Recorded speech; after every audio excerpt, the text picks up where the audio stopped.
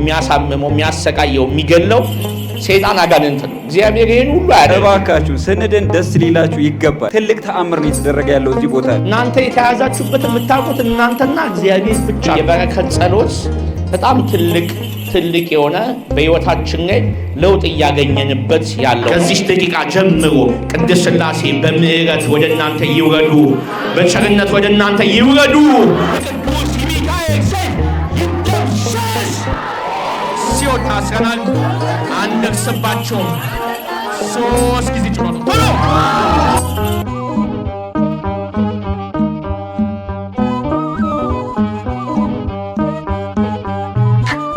በቃ ታጋበል።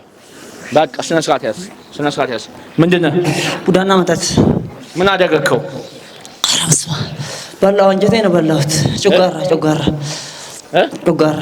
ጨጓራውን በላው። ጨጓራ በላው ማለት ነው? ምግብ ይበላል እንዳዝማማ ነው ያደረጉት። ተቀጠልኩት። እኛም ብዙ ነገሮቻችን በላው የሚል ነገር ነው። አሁን ለምሳሌ ምግብ በላው፣ ሰው በላው፣ ገንዘብ በላው፣ እንዲህ ነው። መንፈሱም ደግሞ ዞሮ እኛን በሏት። በቃ እንደዚህ ነው ንግግራችን። ከመብላት ጋር የተያያዘ ነው። ሆዴም በላው እንላለን። መብላት ይቀናናል። እንደዛ ነው። ልክ መንፈሱም ሲናገር በላዋት፣ ዘመኗን በላዋት፣ እድሜም በላውት፣ በረከቱን በላውት፣ ቤቱን በላውት፣ ልጆቹን በላቸው። ይሄ ምንድነው? የምቀኛ መንፈስ ንግግር ነው።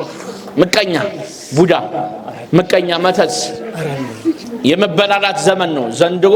የመበላላት አንዱ በቡዳ ይበላዋል፣ አንዳንዱ በመተት ይበላዋል። ምንድን ነው አንተ? ሰላቢ ምኑን ነው የምትሰልበው? ገንዘቡ እንዳይበረከት፣ ሰርቶ እንዳይተዳደር፣ ሁሉ ነገር እጁን እግሩን ቆልፈን ልንጥለው ነው። በምንድን የገባው? በድግምት በመጠጥ። በምን ሰጠው? በላብ ወሰድ ነው ልብሱን። አዎ በልብስ። ከየት አገኘው? ልብሱን ተሰጥቶ ነው? አዎ ጓደኛ ነው። ያው በተሰጠበት ይሰልከው? አዎ። ወይስ ቤቱ ገብተህ ነው የወሰድከው? ቤት ላይ ነው ወሰድከው? አዎ ወሰድ ነው። ስንት ዓመት ሆነክ? ኧረ ረጅም ዓመት ነው። 20 ምናምን ዓመት። 20 ዓመት የሰለብከው? አልተረፈማ።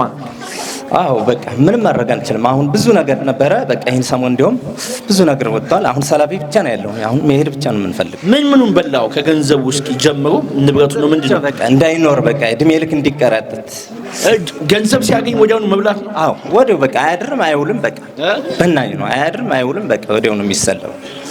እንወስድበት ማለት ነው። ያው እንወስደዋለን። ሰላቢ አሁን ለምንድን ነው የሚገባው? እኛ ዝም ነው ገንዘባችን የሚሰልበው። ሰላቢው የሚያግድ የበረከት ስራ አንሰራም። አስራት አናውቅ። ገንዘብ የሚባረከው አስራት በማውጣት ነው። አስራት ካወጣን ገንዘባችን ይባረካል። አሁን አንድ ብራችን እንኳን አልተባረከም። ለምን? ምንም አይነት የአስራት ህይወት የለንም። ምንም አስራት አናውጣም። እንዴት ይባረክ ገንዘባችን? ገንዘብ እንድባርክና አስራት አስገባን ያለው እግዚአብሔር በትንቢተ ሚልክያስ ምዕራፍ 3 ላይ ለገንዘብ ሰልብና መፍትሄው አስራት ማውጣት ነው የመጀመሪያው ትልቁ። በቃ እሱ በተከታታይ ስታደርጉ ይቆማል፣ ይታገዳል እንጂ አገር ምድሩ ሰላቢ ነው። ምንድን አንተ? ሰይጣን በምን ገባበት? ታናቱና ከልቡ ምንድን ነው የምታደርገው? ገብተህ አይምሮ ቁልፍ አድርጌ ስራ እያስብ ነበረ። ብዙ እቅዶች አሉት። አላማው ትልቅ ነበር። ቀን ላይ የገባህበት እንጃለ ለክፈው ነው የገባው። ለክፈው። አዎ ልክፍት ነህ። የልክፍት ሰይጣን አይጸልይም ነበር። ወደ ስራ ብቻ። አሁን በቅርብ ሰዓት ቤተክርስቲያን አገራቸው በሙሉ የተወረሰ ነው በሰይጣን። የት ሀገር ነው ያለው? የት ሀገር ነው የመጣው? ምስራቅ ወለጋ አቤደንጎሮ ወረዳ። ምን ወረዳ? አቤደንጎሮ ወረዳ። እሺ ተንበከክ።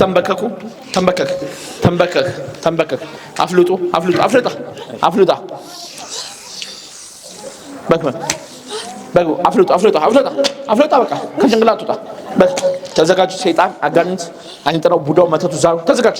አፍልጡ ይውጣ። እግዚአብሔር ተነሳ።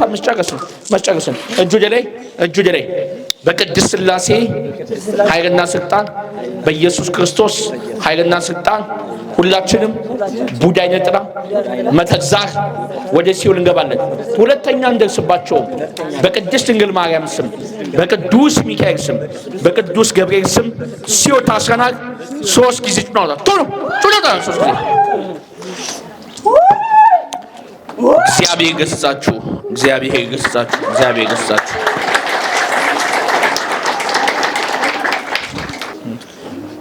እንዴት ናችሁ? ደህና ናችሁ? ማነው ስምህ? አዳና። ከእኛ የመጣኸው? ጮሌ። ወዴት አካባቢ ነው? አለልቱ። አሁን ነው ክርስትናን ያወቅኸው? መጸለዩ መስገዱን? እዛ ብዙ አታውቅም ነበር? አላውቅም። በዩቲዩብ ትከታተላለህ? እንዴት ነው ውጊያው? እኛ ጋር የለም ውጊያ። እንደዚህ የለም? ጸበልም ብዙ የለም? አለ ግን ብዙ መሄድም የለም። አይዞ በርታሽ። አሁን ለቋል። እዛም ብትሄድ የትም ቦታ ብትሆን መጸለይ፣ መስገድ፣ መንበርከክ፣ ንስሐ መግባት፣ መቆም። እሺ፣ በደም ክርስትናም በደም አጥብቀህ ያዝ። እሺ፣ እግዚአብሔር ካንተ ጋር። ማነው ስም አንተስ? አለማየሁ። 20 ዓመት ነው ከገባው አለ። አዎ ረጅም ዓመት ሊሆን ይችላል። እያመመኝ ከዚህ በፊትም 20 ዓመት ገንዘቡን የሰለብኩት አለ። አዎ እርግጥ ነው። 20 ዓመት ከባድ እኮ ነው። አዎ ከባድ ነው። ከባድ ላይፍ። የዓመት ላብህ ቢጠራቀም ስንት ነገር ታገኝ ነበር? ያው እንግዲህ እግዚአብሔር ፈቃድ ነው መቼም ሁሉ ነገር። አይዞ ጠንካራው። ከዚህ በኋላ ያለውን ህይወትን ግን እግዚአብሔር እንዲባርክልህ መጸለይ፣ መስገድ፣ መንበርከክ፣ ንስሐ መግባት፣ መቁረብ። እሺ፣ እግዚአብሔር ካንተ ጋር። አሜን። ማነው ስም አንተስ? ታዲሱ ያለው። አዲሱ። አሁን እዚህ ኢትዮጵያ አዲስ አበባ መጥተህ ነው? አዲስ አበባ ከወለጋ ነው። ስውራ ማርያም የተወሰነ ቆይቻለሁ። እዛ መጸለይ እንዲህ መጠመቅ ምናምን የለም? ያው ሀገራችን ላይ ጥቂት ሰላም ችግር አለ። በዛ ላይ ደግሞ ብዙም አይደለም ሲጀመር ወጣቱ እንደዚህ አይነት ንስነት የለውም። በአንድ ሰው በተስኪያን ምናምን ሲሄድ ያው ደሳይ ያው እኔ በተስኪያን ስሄድ ወደዛም አብዛኛው በክርስትና ህይወት ነው ያለው ወይስ በጥንቆላ ነው? በአሕዛብነት ምንድን ነው ያለው እዛ? ያው ብዙም ክርስትና ነው ቢበዛው፣ ግን ሰው በተስኪያን የሚሄደው አጥብቆ ገበሬ ነው። ብዙም ጊዜ እሑድ ብቻ ነው። በዛ ደግሞ ወጣቱ ስራ ፈት ነው። በሰላም ምክንያት ትምህርትም ሁሉም ተዘግቶ። ጠንቋይ ቤት ብዙ የለም? ጠንቋይ ቤት አለ ብዙ። ወደዛ የሚሄዱ አይበዛም? ይበዛል። አሁን ሳለ ብዙ በቃ ባልሆነ እምነት ነው የተከተለ ያለውና በቃ ምን ብዬ ንገርህ፣ በተስኪያን ምናምን አሁን እኔ በህድ በቃ ሰው ወጣቱ ይፎግራል፣ ምን ይላል፣ ያልሆነ ነገር ይላል። የዛን ሰዓት ተነሳሽነትህ በቃ ይሞታል። ብቻህን እዛ ስክሰክ ይሄን አሁን መቁጠሪያ አድርጌ ብሄድ ይሄ ልጅ ምን አስበው ነው ምናምን ብሎ ነው ብዙ ሰው የሚያስበው። እና ተመልሰህ ትሄዳለህ? እዚህ ነህ? አዲስ አበባ እንግዲህ አክስቴ ልጅ ጋር ነው አሁን የምኖረው ለጸበልና በጣም ብዙ ጊዜ ኩላሊቴን፣ ወገቤን ብርድ እያስመሰለ ያመኛል። አይምሮዬን ሁላ ይቆጣጠረኛል። በቃ የሆነ ስራ ሰራለሁ ስል ሞተረኛ ነበርኩኝ። ሞተር ደግሞ በሰላም ምክንያት አሁን ተዘግቶብናል። የምሰራ አሁን ያው የገበሬ ልጅ ነኝ።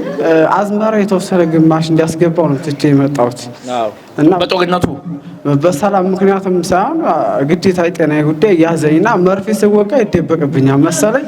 ቤተሰብ ደግሞ ብርድ ነው ይለኛል ወገቤ ሲያመኝ፣ ኩላሊትም ጥቂት ይሰማኛል፣ ጨጓራም ሲሰማኝ ጨጓራ ነው እያሉ። አሁን ነው መንፈስ መሆኑን ያወቀው?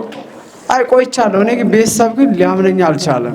አይ ቤተሰብ አመነ ምን ዋጋ አለው? አንተ መጸለይ መንበርከክ ነው እንጂ ያለብህ። አዎ እኔ በዛ ምክንያት አሁን ከዚህ መጣ ቤተሰብ ጋር እኔ ግዴታ እዚህ መንጣት ወደ አዲስ አበባ ጸበል እዛ ያልኩበት ጸበል የለም ግዴታ ጸበል መንጣት አለብኝ ብዬ ብድግ ብዬ መጣሁት። አባቴ ደግሞ በአጋጣሚ እኔ ነኝ ከቤት ባህር ልጆቹ ሲስተሮች ናቸው። ራሳቸውን ትዳር ይዘው የሚኖሩት በቃ እሱም አዝመራ ሰብል ላይ ነበር አልመቸው አለ። ቀጥታ እኔን ከሰው ጋር ላከኝ። ከሷ ጋር ተወሰነ ስውራ መሪያ ቆየሁኝ።